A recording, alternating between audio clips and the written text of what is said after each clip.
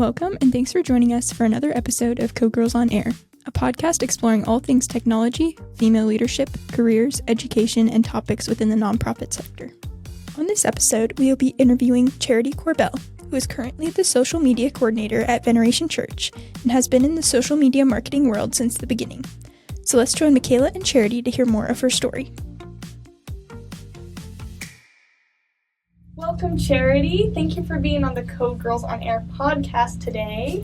Do you think you could start by introducing yourself and telling us a little bit about your background and your career? Yeah, happy to be here. Thank you for having me. So I've been doing digital marketing for just over 10 years, and I started in my second round of college. We can get into that. Yes, I'm excited to hear about that. Sort of just continued to evolve. When I started, it was like social was very new, and so I was just doing social media, and then evolved into like email marketing and SEO and SEM and user experience and website design, and it's been great. It's a wild profession, but it's ever changing too. It is constantly changing, constantly evolving. But I love digital marketing. I think it's super cool. It's a super fun field. Awesome. What would you say if you could pick one thing that's your favorite? What would be your favorite thing about your job right now? I love the combination of like the analytical side of things and the creative side of things. Like with marketing, there's a lot of data. And now more than ever, there's like tons of data. So like just understanding like what's happening and then like what to do about it. Yeah. But there's like a wild like world of creative too. You have like videos and you have like graphic design and it really pairs that like left and right side of my brain. So awesome. yeah. Do you do each side quite a bit, or do you mainly focus on one end over the other? Right now I'm more on the creative side. So doing a lot of content creation. I would say in past lives I've usually leaned one way or the other. I would say like some roles are more analytic heavy, some are more creative. I like when it's a good blend of both. Nice. And so did you always, I mean, this is a fairly new field and job. Did you always want to do something with marketing, or is that kind of, it just happened upon you? Can you talk a bit about how you got started? Yeah, I initially went to college for sign language interpreting. Oh, wow. Okay. Yeah, so like very different field, but in some ways related. It's communications, it's language. So I started doing that, and I was like, wow, I really don't like this. And so I went back to school. And at the time, it was like right around when MySpace was getting really popular. I was super into it. And I was like, this is the future. This is going to be like how it's done, how marketing is done. Yeah. And I knew I wanted to do something in marketing because I was like, I really like psychology and like how people work. Didn't want to be a psychologist, but I was like, but I could sell them stuff. Yeah, do something. You know? Yeah. Kind of touch on it. Figure out how people work, behaviors, things like that. And I was like, there's some world where this like MySpace thing and this like marketing thing like come together. Gotta be, yeah, for sure. And I actually designed my own degree around that. Yeah. So can you tell us more about your college experience designing your own degree and doing all that first as one of the first people to do that? Yeah, it is a wild time because you tell people, oh, I'm going to school for social media, and they're like, what? Like, so like Instagram, Facebook, Pinterest, and like Instagram was like barely alive. Right. So it was like so beyond what people were like, it was like totally out of their paradigm. Yeah. But the school that I went to had a really great degree program where you could build your own degree. It was curated to be an individualized program, and they really looked at like real world experience and how that could apply to like an education, which is a beautiful thing. Yeah, and so kind of reworking the system. Totally. I was able to kind of like pick and choose the classes that I wanted and really find things that would like feed into what I was going to actually do. Yeah. Which is great because I felt like college is so expensive and you spend so much time. And I felt like I could cater things a little bit more to what I wanted to actually be doing in my career. And I was homeschooled, and my entire like sort of like education career up until that point had been curated and was more geared towards like what I was interested in, what I wanted to learn. So it was great. So homeschool. Doing a bachelor's degree that was really designed around that was really helpful. I ended up doing an internship in college, and that's really where I learned everything, like on the job. Can you tell us more about that internship? Yeah. What did you do with it? It was amazing. It was my first segue into doing social professionally. So I worked for a few different retail stores, like local stores. Oh, nice. I managed all of their social media. Oh, I was doing like their blog, their photography, and it's wild to me because that was an internship, but I still had to pay for it, and I was like, the school did nothing. I set it up. I did everything. Yeah. That's where I learned. Like that's hands-on experience. Yeah, just actually doing stuff, and it was great. It like really validated, like, this is going to be like a good career. Well, and I'm sure you have to have so many different skills to be in your field. You talk about photography, but then also writing. I mean, what did your school schedule look like with all those different classes? Were you able to take all of those different classes at your school that you needed to learn those skills for? There were things I wished I would have known I was going to do. Like, when you go into social media marketing, you're like, okay, so like I like create content and like put it out there. But you don't really go into depth. Like, I didn't do any graphic design classes. I probably would have benefited. I wondered, I didn't do photography. It was a lot more like marketing based. So it was focused on like some communications. Marketing with new media was like the closest thing to like social media that I had. And I'll be honest, and like I'm somebody who doesn't believe in a traditional education path. I don't use anything that I learned in college in my career. Everything I learned on the job. And then that internship, I'm assuming, hands-on. What would you say is the most important thing you've learned or lesson you've learned so far throughout your path? I would say adaptability. Like, especially in a digital world where things are like moving so fast, like constantly you have evolving. To be able to adapt, and what once worked won't always work.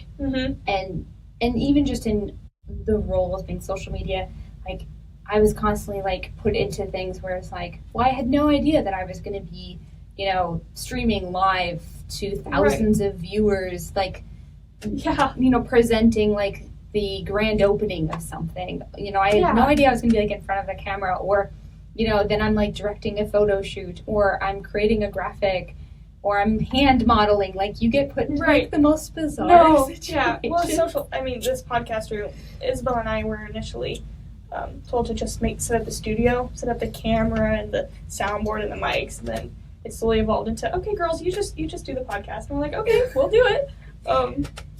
Anyway, that's how it goes. It's been fun. So it's cool that that's just in everything. But that's really cool that you've been able to use that in your career and work on that. What's been your favorite project you've gotten to work on, would you say?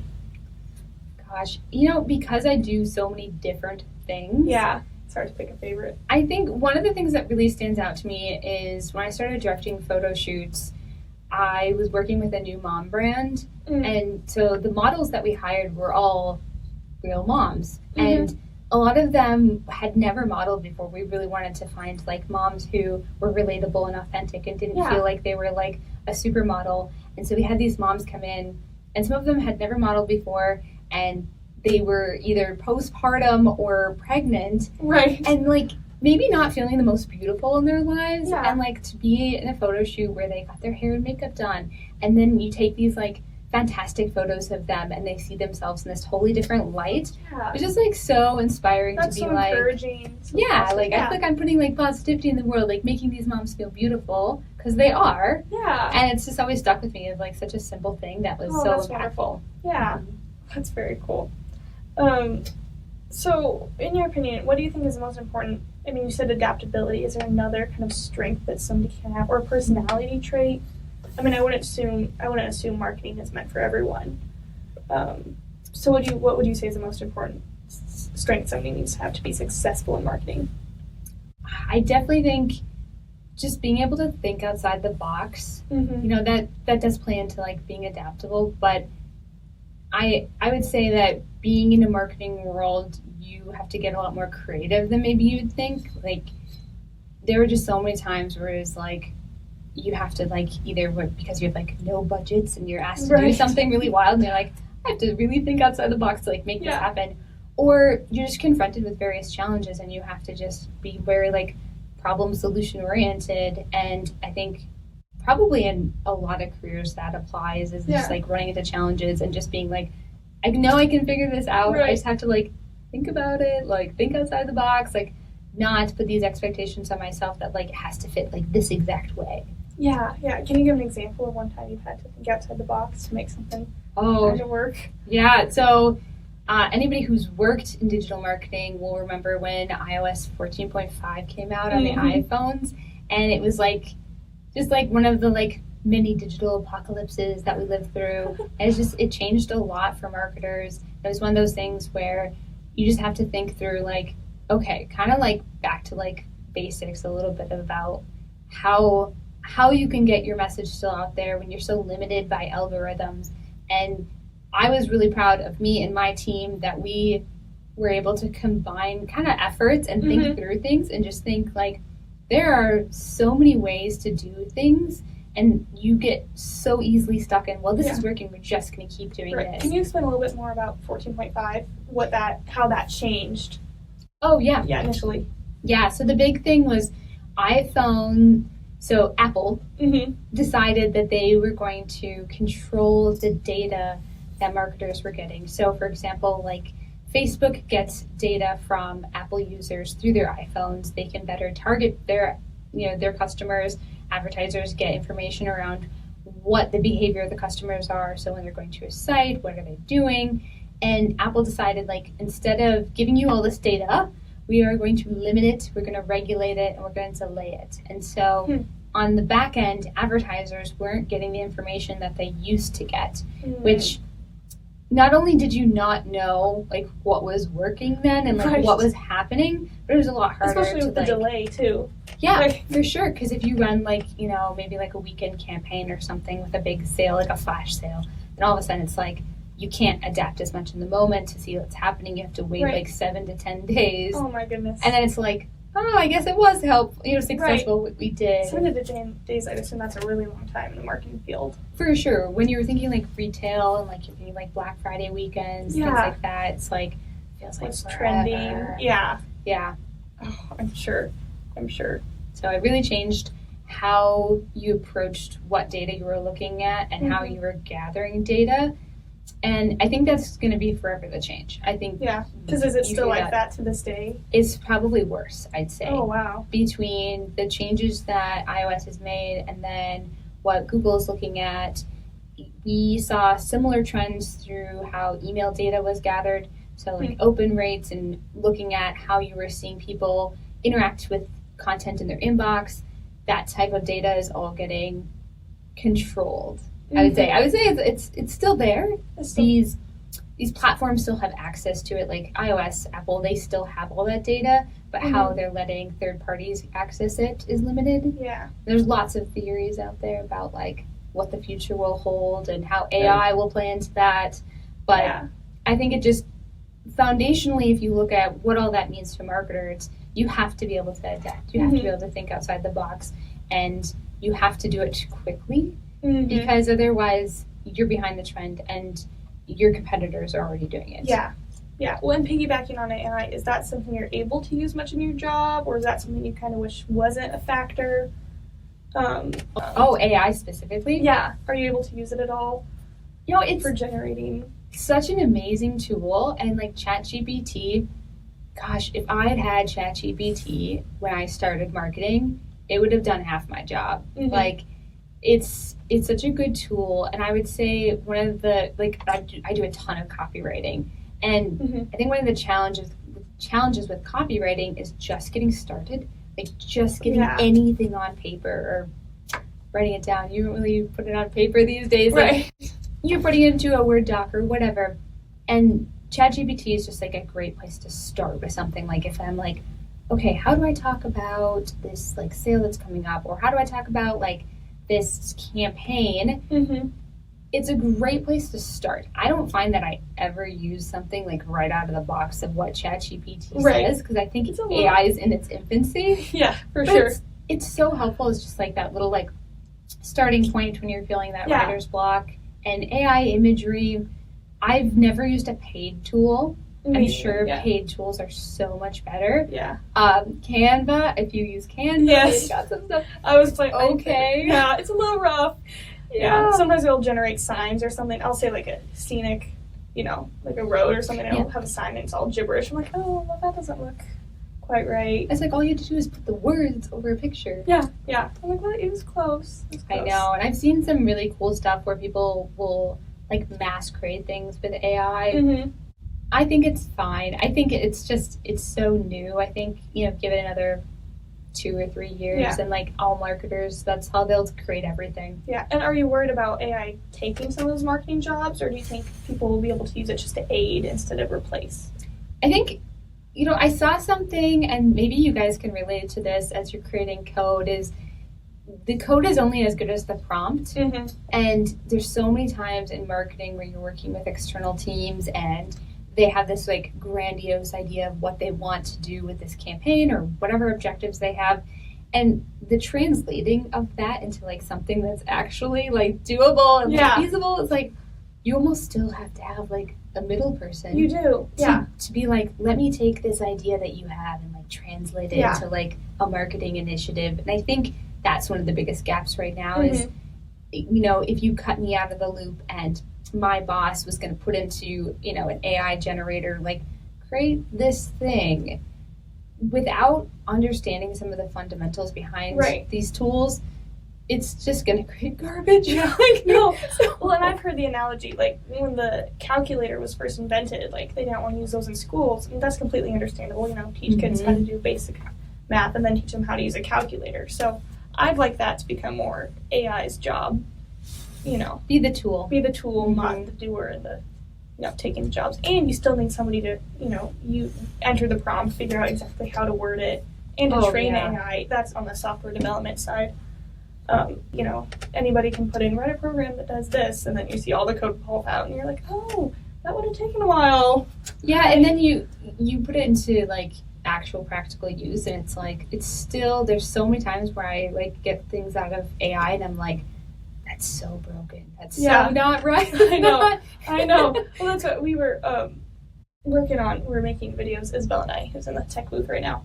We were working on making videos for the curriculum, and we were just stuck on a block. We're like, how do we explain this to kids in a way that's understandable? So we just were like, okay, let's throw it in ChatGPT, see what it comes out with. And it was like, hey, superstars, we're going to talk about Google Slides today. And we're like, no, that is not quite. Oh, man, we got super in depth. We're like, well, okay, just because you say, hey, kids, doesn't make it kid friendly, There's times. So I do a lot of, not a ton, but some copywriting for like our student stuff, and I always feel like an imposter. I'm 36 and I'm like, I am not a student in high school, and like I don't know how high school students, like there's obviously there's a gap, right? Like they're gonna talk different, they're gonna think different, and I'll put stuff like I'll ask ChatGPT, say this like a Gen Z would say this, and it spits something out, and it's like that sounds like what I would say, trying to sound like you sound like an imposter. No, seriously, I am horrible. I don't know any slang.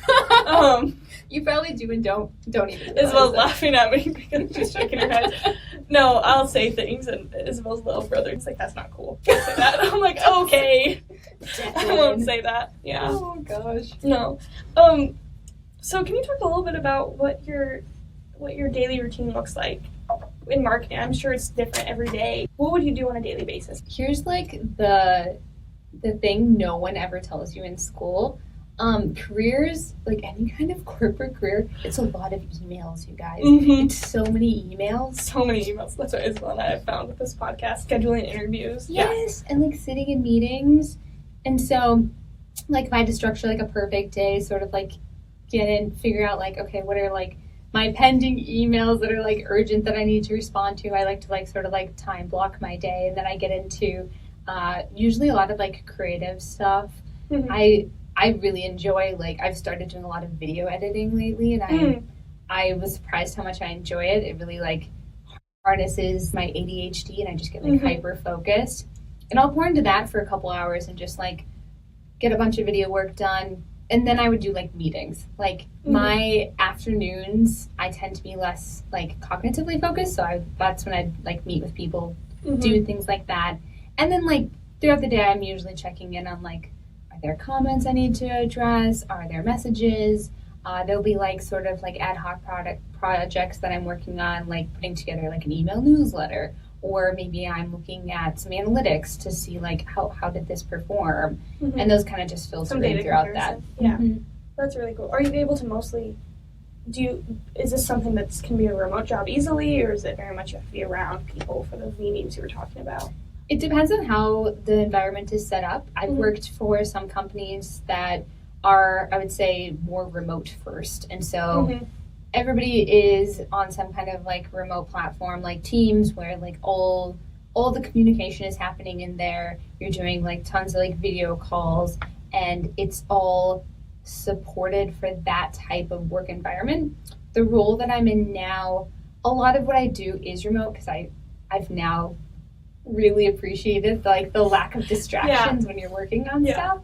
But our team is not at all set up for, like, remote work. And so when we have, like, team meetings, or if I want to collaborate with another team member, I try to go into the office. And we're doing a lot of in-person stuff with, like, interviews and content creation. And so I'll go in to, like, film stuff or work with people. And so that's, I would say, more because of the environment and the way that the team is set up. I think digital marketing, as the name would suggest, can be done digitally and remote, which is one of the beauties of the career path is you have the luxury to work in a remote field. And it's the reason that I was able to move out of the cities where I grew up. I grew up in a big city and, like, only 3 years ago moved out to the mountains of Montana because I was in a role that fully supported that. Nice. Well, and have you seen much of a shift? I've always wanted this in marketing between pre and post COVID. Are you able to, I mean, working obviously is more remote now, but you have to market things differently now with that shift in how everyone works and lives pre-post COVID? Not for the products that I've been involved in. They're more, like, I would say, like, consumer focused isn't the word. I think if you had more of a corporate product, or if you were talking more like B2B, I think you would have a lot more of that change in conversation. I think as an end consumer, like, the way that I purchase a product like shoes, I don't necessarily, like, if I'm shopping online, my personal online shopping has not really changed. Like, I still value, like, going in to try on shoes in person, but, like, I want to browse the internet and see what's out there first. And, like, I am 100% susceptible to any kind of, like, targeted ad that is, like, going after me when I'm looking for shoes, and it's like, oh, look at these shoes. So I would say it depends on the product you're selling. Well, that makes sense. We can start wrapping up here. So what's one last piece of advice you think you'd give to somebody just starting out? I mean, being adaptable. Is there anything else that you can add to that? You know, I will say a little bit about college because as someone who came from a homeschool background and I started going to college my senior year of high school, I went to school, got my AA, started off in the career, and I was so unhappy. And I think the challenge that I found was that I started so young in my life. I mean, I basically decided what I was going to do for my career when I was, like, 18. And I didn't know what I was doing in life. Like, and so I ended up going back. I went back to school. I got my BA. I completely shifted my career path. I would say, like, give yourself time, like, as you're figuring out what you want to do with your career. Don't rush into college. College is super expensive to, like, go waste your time if you don't know what you're doing. Like, it's okay to, like, take a gap year. And I would also highly encourage internships and job shadowing. I think internships are a big thing now, and they kind of I feel like they're put on the back burner now. And jobs are pushed in place. I'm like, well, it's nice to work a job, but I feel like it's more, you get more out of it getting firsthand experience on what you're going to be spending your life on, what your career is going to be. Right, and you can do an internship that has nothing to do with, like I think a lot of people think internship is just a step in, like, the career, but, like, an internship or job shadowing, or even just, like, talking to people in the field that you want to go into just gives you, like, so much more of that real world. I had no idea what I was getting into when I started this. I had none. And so I think, you know, I also was going into a field where, like, no one really knew what it was going to become. Right, it was so new. It's such a pioneered field in the last 10 years. And so I would have loved to have like known someone like me who had been in it for a little bit to be like, hey, what's this like? Right. You know, what do you like about it? What What do you don't like about Yeah. it? And then I would have just been so much more prepared. Yeah. Okay. That's amazing. Well, thank you so much for your time. This was an amazing conversation. Thank you for being on Code Girls on Air. Yeah, thank you for having me. Thank you for listening to this episode. Next week on Code Girls on Air. When I was 25, I got Graves' disease, an autoimmune disease. I ended up doing radiation to radiate my thyroid. It made me feel like I was alive for the first time, kind of getting rid of that. So I wanted to go into radiology.